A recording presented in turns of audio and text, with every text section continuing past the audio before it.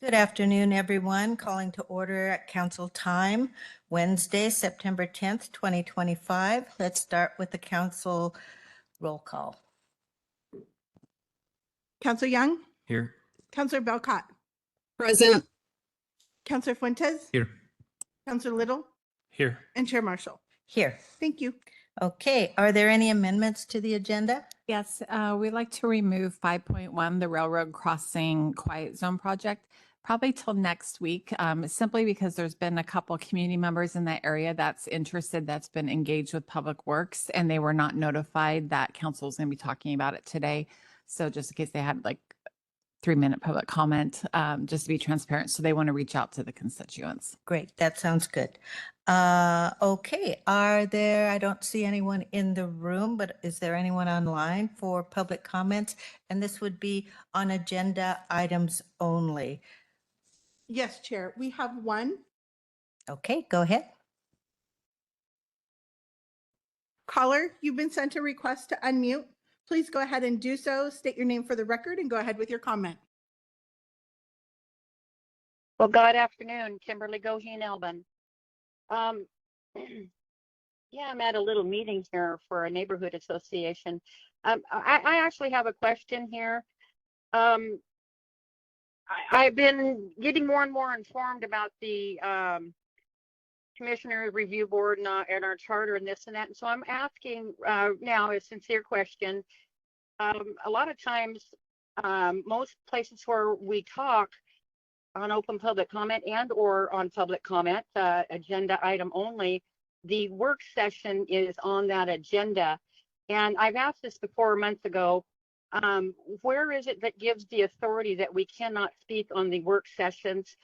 That'll be my question for the day. And I would like to have an answer while you're doing my business there. Also, Do you have any comments like on the agenda itself? Well, that is the agenda itself, ma'am. And also I'm talking about number 3, the public comment on agenda items only. Number 4 on old business. Where did you get the authority also to say that we cannot speak about our business, whether it's old or new? I think it's very important to have those are decisions that the very, council have made. If you have any comments that you'd like to make okay. I just want to on get on any record. of the Thank you, Marshall. agenda items on the council Yeah. time agenda. So 7.3 is Public Works clean water fee reduction for the Clark County schools. I'm hoping that those of us patriots such as Wynn Gersich, that we bring up the fluoridation in our school systems and all around the county actually, that it's very important that children are notified that there's fluoride. I think the parents should also know, kind of like a ingredient sticker, you know, here's what you're drinking. And we need to have that. I know that we have PFASs all over the place. That needs to be listed also. It's transparent to the people who drink our water. And it's very important to school kids, as we've pointed out that fluoridation, chlorine, all of that hurts our brains, just everything. I'm not even going to go into it. It's on public record. But I'm very concerned about that. So I'm not sure that when I read it, that I really understand what exactly you're going to do other than spend our hard-earned tax dollars to fulfill an agenda and spend our monies. So make sure those kids get to know, and I'll be keeping up on this, including La Center, where we're not going to school these days either. Again, we've got this, I mean, are any schools open that we're going to be worried about their water? They're not teaching. They're doing illegal strikes. So we need to hold them accountable. We want our teachers paid. We want our kids to go to school and get taught. So, and then I'm going to see here, I read, it's been a little bit, but 7.1 on human resources, the county manager performance evaluation. Looks like the time is up. Your time is up. Thank you. A little delay on that buzzer. Okay, moving on to old business, approval of the minutes of August 27th, 2025. Are there any corrections or changes? Hearing none, I'll entertain a motion. So moved. Okay, move. Thank you. Second. Moved and seconded. All those in favor say aye. Aye. Aye. Thank you. And then on to councillor reports. Are there any reports? I have a report. Go ahead. Okay, so in my other life, I work for a group called Ducks Unlimited. It's a conservation group, and we help. We work together with legislators in Washington to work on issues related to conservation. And each year we have an annual fishing trip for legislators in Washington and Oregon. And so the coalition of groups like mine host an event fishing out of Ridgefield. And it's an opportunity for legislators to understand more about conservation issues and just get a physical, personal connection to fishing and the economic impacts to the local community. It was a great day. We had a lot of local representatives there. Representative McClintock was on my boat.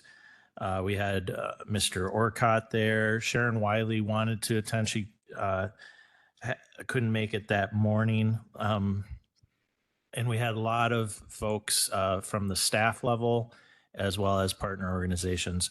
The reason I'm bringing this up is because at the end we have a meeting at the Sportsman's Pub in Ridgefield to talk about issues, and the agency representatives from WDFW were there, the fisheries managers, and Senator Fortunato and others brought up the request, brought up the issue of hatchery funding in our region, and that it seemed to be cut in comparison to other parts of the state, and asked for more information from the agency. The agency explained that it was a budget decision. There is actually a question from a fishing guide that was very in line with our chair Marshall's question about whether it was a direct question to the agency on whether this cut had anything to do with the scientific debate on hatchery versus wild hatchery impacts on wild fish. The answer from the agency is that these cuts had nothing to do with that whatsoever. It was completely a budget decision. So that was good for me to know. I offered to what was asked by Senator Fortunato and myself was to outline what the costs are for that facility and what the costs would be to bring back that funding. And so the agency is compiling that right now and will write us a letter of exactly how much it would cost to return that funding. And the legislative delegation that was there was really interested in getting this information. And I offered to be the conduit to present that letter to ourselves, as well as the interested representatives that were there. The number that was thrown around was 1.2 million. I also saw a number of 3 million. So it's somewhere in that range. And from the legislators there, they thought that was not a significant amount of money to try to bring back to our community. So we'll give you an update and send along the letter when we get it. And that's the update. Thank you. Okay, just a comment related to hatchery versus wild. That may not have been a basis for their decision, but that I don't think means there isn't still an impact from hatchery. And that is the issue that I'd really like us all to better understand in making this decision. So I would just suggest, toss that in. That could be tossed into the hopper, and we could get, as we're doing our legislative work, updates related to that. Any other thoughts? I have a thought, Chair. Isn't this conflict of interest with Ducks Unlimited and then the council? Is legal around to answer that? Thank you for your question. Chris is coming to the mic. Councillor Belcott, in what way do you believe it's a conflict of interest? For one organization lobbying and then that counselor bringing it onto the council for approval and involvement? Well, that is not, I have to say, entirely obvious on his on its face, Counselor Little did disclose that he works for them. So there is transparency in his interest there.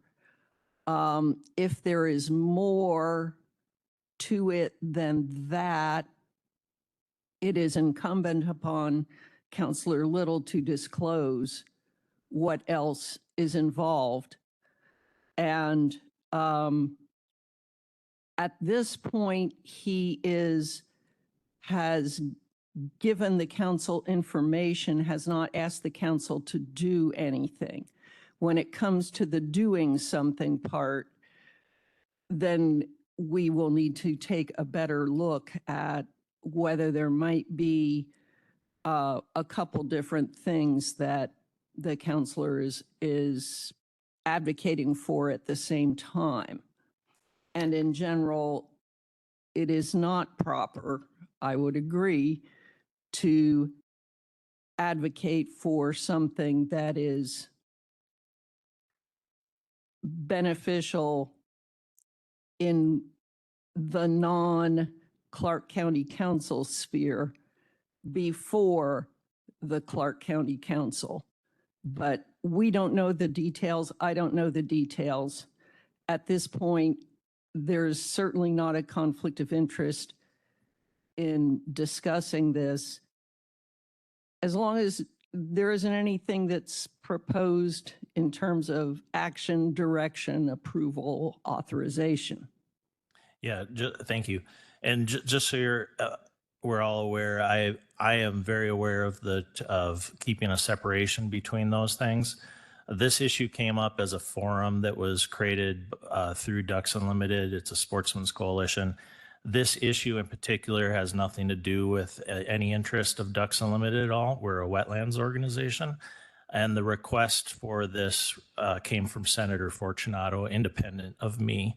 It was a forum where legislators can speak directly to the agency folks. The moment where I stood up and offered my services is I put on my county hat at that moment and said, hey, I am also a county councilor. And if a letter is being generated, I can help distribute it to our councilors and to the legislators. So that was the role I was proposing. So this request is not an interest of Ducks Unlimited, but I have my county councilor role as trying to facilitate the dialogue. So Go Sure. ahead. Yeah, Councilor Belcott, I appreciate you bringing this forward. I think this is a subject that should be discussed, and it can be tricky. And I realize that you can hold two separate hats successfully. It can happen, but the perception can be a little bit muddy at times. So I appreciate your disclosure each time when you mention this. I would also really appreciate any time in the future if there is a viewpoint that aligns with your employment that you're also propagating for at the council, that you disclose that. It would be helpful for me. Appreciate it. thank you. And just to- Absolutely. Always will do that. And just to add, I do appreciate you disclosing that. It's the doing part that Chris mentioned that I was concerned about. So thanks. This has been a good conversation. I appreciate it. And when I've been faced with these sorts of things in the past, I've told people you can only wear one hat at a time, and you need to identify that hat. And there is the issue of both what may be a real conflict or what is a perceived conflict. So it's very important for us to proceed in a cautious manner. Thank you. Any other counselor comments? Okay, I have a little report I'd like to report on. And I think that probably everyone's received letters from, I think, a number of community groups and individuals related to concerns expressed during Planning Commission work session. And it had to do, I think it was the housing component that was being looked at, and the comments and I went back and listened to it, and I would agree that some of the comments were insensitive, and the issue kind of revolved around whether or not there was historic racism or marginalized communities, or really things that deal with basic fairness, and whether they should be in the language that was presented in that portion of the comprehensive plan or not. And I bring this up because I think it's worthwhile to acknowledge those concerns that the public has, because a number of those groups, and I think this is very much to the county's credit, have done more outreach to communities of color and marginalized groups, and they have participated in the process. And, you know, in as much as any of these comments, and I don't want to uh, ascribe any motives or any ill will or any kind of intention on the part of the Planning Commission members. But I think that inadvertently things can be said that discourage participation by marginalized communities, and we need to be very, very sensitive to that. And I know we all have our own life experiences. We have a lens that we look at things through, and fundamentally, we don't know what we don't know.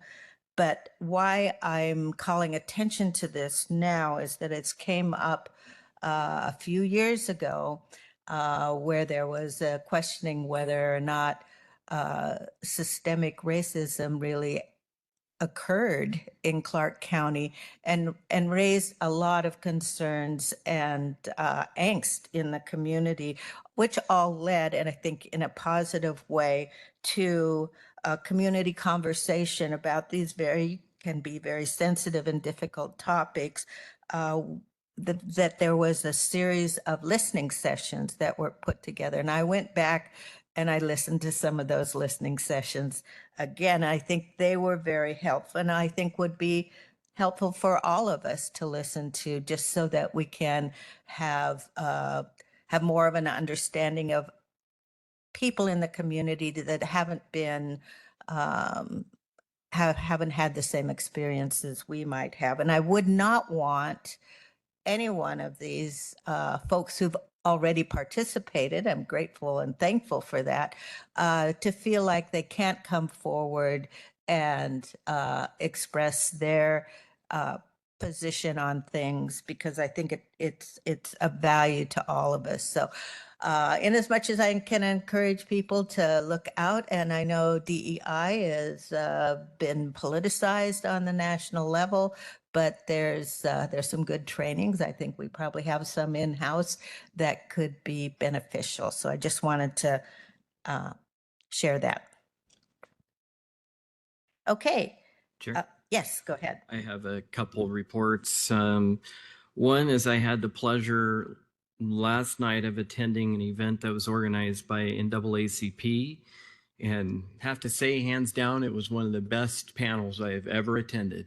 It was on policing, the court system, and how that all integrates with our community. And I just wanted to thank them for having an extremely productive conversation that was centered around the good things that happen, the good things that have happened, and things that still need improvement in our community. And we had a great, I mean, it was amazing, the panels they had. We had Judge Banfield from our Clark County Superior Court. We had Troy Price, Chief of Police, Vancouver, and LaQuinta Daniels, who is in the Clark County Juvenile Court. I mean, there were more, but it was just a really incredible discussion about exactly what I said before, just the advances and the great leap forwards that we've made, but also areas for continuous improvement available, and centered around law and justice, and how it's an imperfect system, and we're trying to navigate the best way possible through an imperfect system. So I just wanted to thank them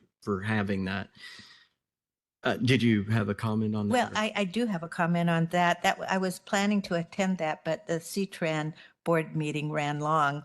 And I wonder was that recorded? Is that accessible? I know that they had it online, so they may have a recording. I'm not for sure on that. Okay, I can find out. Sure. Go ahead. Do you have another report? Yes, the second council report, there's been a lot of communication that we've been receiving about this. So I received a briefing from the FBI, and I'm not aware of if all of the other counselors did as well, but there's a bit of apprehension and the desire to have a public discussion on this. And so I would suggest that we invite the FBI to essentially hold that same conversation with us, but in a public setting as a workshop.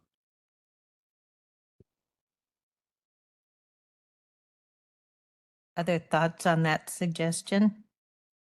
I think that's a good idea to be more transparent. I would support that.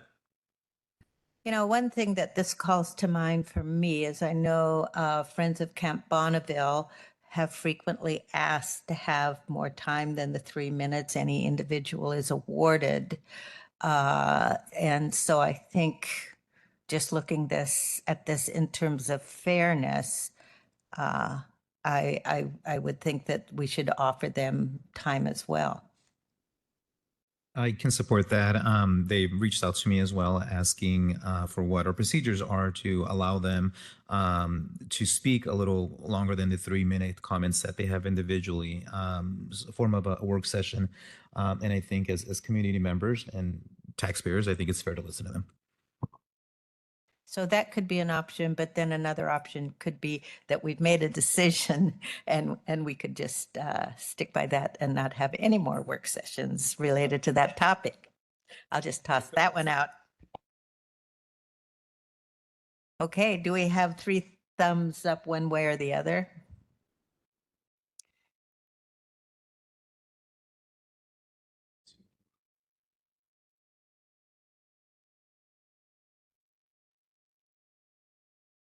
So, okay, so who wants to have a work session with the FBI? There's 3 thumbs. Who wants to have a work session with, that includes both the FBI and Friends of Camp Bonneville? So there, that fails. Okay, so work session with the So FBI. just to comment, I'm not sure that having them at the same, I'm open to having some level of discussion with Friends of Camp Bonneville as well. I'm not certain at this point if we want to have that a joint work session, or so perhaps let's get the work session with the FBI and maybe give me some time to consider that and think of some options, and we can discuss that again with the Friends of Camp Bonneville. Yeah, no, I agree. I didn't realize that you were suggesting a joint work session with both on the same day. I agree with you. I think that we should have them, probably not on the same day though. Well, I think they will be here on the same day. Right, but not And, as a work session. And if they wanted to immediately respond, they'd have an opportunity to do that. So, so it's think about it more related to the Friends of Camp Bonneville. Yeah. Maybe we can bring this up next week, Tuesday, Wednesday, because I'm sure we're not going to have a work session anytime soon, immediately. Okay, well, it'll be brought up again if one of us brings it up. Chair, a question for Kathleen, when would we potentially maybe have this work session with the FBI? That's a good question. You guys, yeah. Am I on? Okay. Yeah. We have 3 next week. We're probably going to have 3 the following week. Then we have 2. I mean, and then you're out on the 8th. I mean, we got 3 on the 5th. It's, unless we do a special meeting, it's gonna be a ways out. We have at least 2 work sessions every week through the end of October, with the majority with 3. So the point of the work session with the FBI would be for the public to hear what the FBI has to say about, use of Camp Bonneville. Is that correct? Essentially, yeah. Because we've all had one-on-ones or two-on-ones with them. Okay, and so it's uncertain when it could be scheduled, so we can Does just look. council want to do a special meeting for this? No, Okay. Do you want to consider doing it on a Wednesday afternoon, like following council time? I'd be okay with that, but let's put a time limit. I don't want it to be an hour work session. I would think a half an hour should be enough. okay, so it sounds like potentially 30 minutes following a council time meeting. Unless we have two work sessions that are going to be within an hour, hour and a half, we could add a 30-minute in the morning on a Wednesday morning. Is there any specific topics that you would like them to cover, or just tell them they have 30 minutes to share whatever information? What's council's desire? I would leave it up to them what they felt would be important to convey. Just similarly, like if we do have friends at Camp Bonneville, I would offer them the same latitude, as long as discussion is always respectful and constructive. Well, it sounds like the conversations we've had with them, because I sat in on a meeting with them yesterday, was to really make an argument of why they believe the agreement should be extended, right? Which was obviously rejected by this council. And so I think that that's what you're proposing they will do in one of those work sessions, is to make their argument on why they need to be able to continue utilizing the facilities at Camp Bonneville. I would imagine that would be part of the conversation. Yeah. Yeah. So, I mean, if we limit that to 30 minutes, I mean, they've spoken to most of us, if not all of us. And so I don't know that I need any more information to make a decision, or to change my decision for that matter. Okay, so I will just let them know they have 30 minutes to share whatever they would like. And just for clarity for council and the public, we're still moving forward with the termination per council's decision. Thank you. Thank you. Okay, we'll move on to work session request, human resources, county manager performance evaluation process.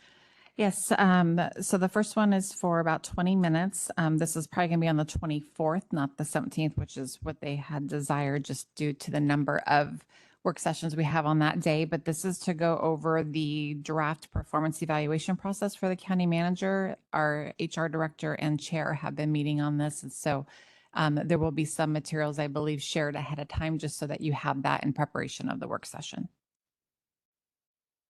Great. I'm all for that. It's been my desire to more institutionalize that annual performance review process, and this will be an opportunity to share that information and get your input. Thumbs up? Thumbs up all around. Thank you. Hold on. Oh, go ahead. Just quick question. I thought we already did finalize that last year. I was looking through my email and it looks like we did that last November.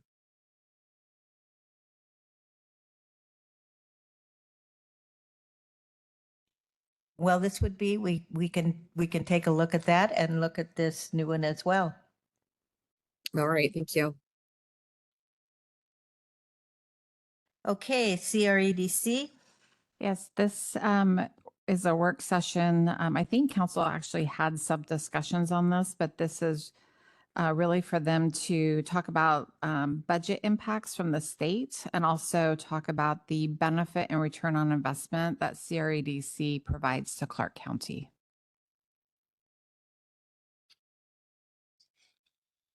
Yeah. So Was this- what would the budget impacts from the state on their organization? I think that's what they're going to share, that there is budget impact and the importance of the partnership and the funding that we provide them as well. Okay, great. Oh, yes, Councilor Belcup, please. Councilor Belcup. Sorry, I hadn't lowered my hand. Nothing Oh, for me. okay, no problem.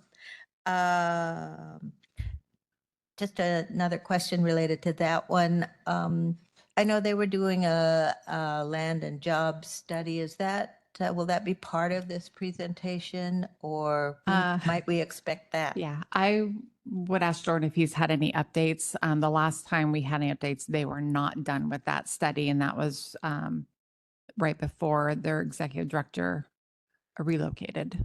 Jordan, I don't know if you have any updates on that. Good afternoon, Council. For the record, Jordan Bogey, policy analyst. Not much in the way of updates. The last I heard from them a couple of weeks ago was that that study was still in drafting and was not completed yet. And I know Council had indicated their interest in a work session last time we talked about this, when we talked about CREDC's contract request. And in that contract request, they did request an increase in the county's allocation of funding from $100,000 annually to $110,000 annually. And so my assumption is that based on what they're getting from the state, that's changing. And so they're hoping for a larger local contribution as well. And that'll be part of the conversation in addition to what services they provide Clark County. Great, thank you. So thumbs up on that one. I think thumbs up all around. Great. Public Works, clean water fee reduction, Clark County Schools. Yes, so the schools are requesting some guidance to qualify for the reduction program for the 25-26 school year. This is to provide an update on what is in code, what is not in code, and get council's policy direction on that reduction program for schools. I do see in the recommended action that they are asking to pause the reduction program until a new program administrator is hired in clean water in 2026, so that they can fully evaluate, revise the code, and administer the program. So this is a 20-minute overview and getting council's policy direction. Great. Thumbs up all around. Great, sounds good. Kathleen, how long is the CREDC work session? Just keeping track of time. They're asking for 20 to 30 minutes. Okay, thank you. Okay, policy updates. Jordan? Good afternoon, Council. Just a couple quick items for you. The first, the chair had forwarded me a request, interest in doing a resolution for Hunger Action Month. September is Hunger Action Month, and so wanted to check and see if Council would be interested in putting together a resolution, and I can work with the chair on this. I assume something, basically supporting our local food providers and working to, make sure that folks don't go hungry in the county. So thumbs up on that one. Looks like thumbs up all around. So thanks, Jordan. Is there anything else? The only other quick item I had mentioned is just a reminder that the DNR Trustland Tour is this Friday. I think we've got 4 counselors going, last count I had. And so that'll begin at 8:30 at the Chalachi Prairie General Store. And so look forward to having that conversation with DNR about forest land policy and moving that issue forward. Great, thank you. Okay, that brings us around to our executive sessions. 9.1 is pending litigation, RCW 42.30.110, paren 1, paren little I, for 15 minutes with potential after action. 9.2, collective bargaining, RCW 42.30.110, paren 1, paren little I, for 15 minutes with no after action.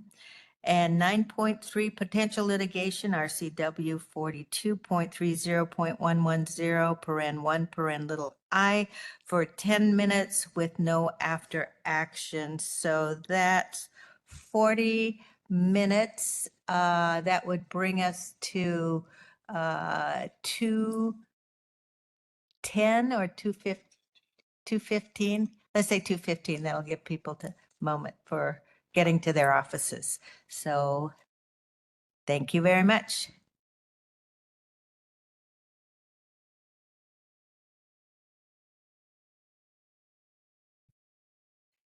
The chair has asked us to announce that executive session will be extended for an additional 15 minutes and open session will reconvene at 2:30. Thank you.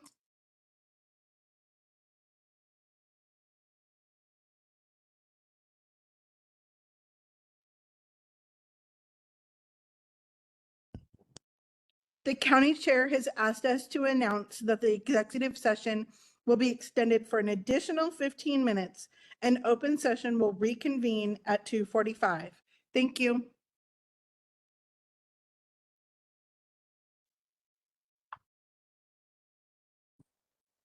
The Clark County Chair has asked us to announce that executive session will be extended for an additional 10 minutes and open session will reconvene at 2:55. Thank you.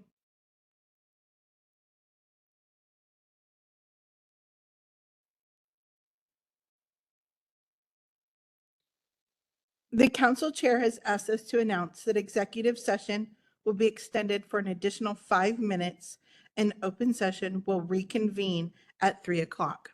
Thank you.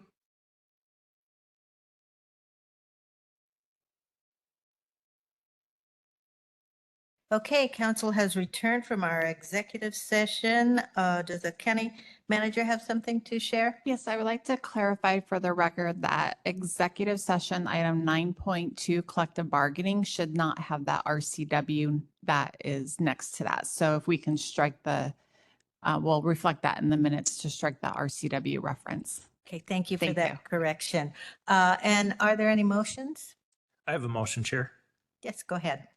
I move to approve the proposed settlement agreement in the matter of Picciano versus Clark County, and further that the county authorize the county manager to sign the settlement agreement on behalf of the county.